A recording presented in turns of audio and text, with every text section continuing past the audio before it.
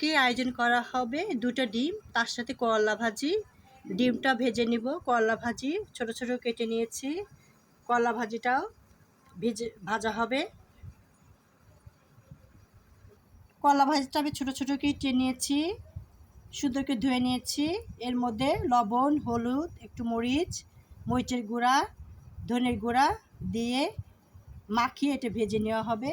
পেঁয়াজ কুচি দিয়েছি, বড় বড় সাইজে 4টা পেঁয়াজ কুচি দিয়েছি, রসুন কুচি 3টা রসুন দিয়েছি, রসুনের কোয়া, তার সঙ্গে আছে মরিচ, এটা ভেজে নেওয়া হবে।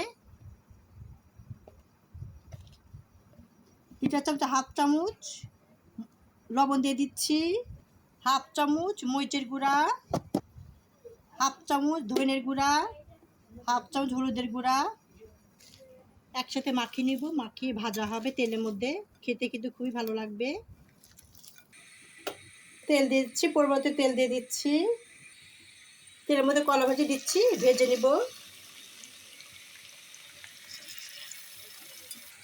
আমি কিন্তু একবার কলা চিপে দিয়েছি, ভাজা হবে মাঝা হিটে, আস্তে আস্তে কলাটা ভাজা হবে। কলা ভাজা হয়ে গেছে, সিদ্ধ হয়ে গেছে, এবার নামিয়ে ফেলবো। কলা ভাজি উঠে নিয়েছি, এবার ডিমটা ভেজে নেব। সামান্য একটু লবণ দিয়ে ডিমটা ভেজে নেব, লবণ দেয়া আছে এই জন্য সামান্য লবণ দিতে হবে। ডিমটা এভাবে ভেজে নিয়েছি, এবার পেঁয়াজ, রসুন আর মরিচ ভেজে নেব। পেঁয়াজ, রসুন, ধনে পাতা একসাথে সব ভেজে নেব।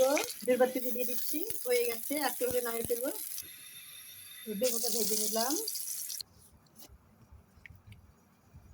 জিরা গুঁড়া দিতে হবে একটু, আর একটা চিলি ফ্লেক্স দিচ্ছি, খেতে আরও ভালো লাগবে। সব ভাজা আছে, এবার একসাথে মিশ্রণ করব। এটা খেতে যে এত সুস্বাদু, এত টেস্টফুল, গরম ভাতের সাথে খাওয়া হবে, ছোট বড় সবাই পছন্দ করবে এমন একটা রেসিপি। বেগুন চাকা হয়ে গেছে মশলা, পরিবেশন করা হবে।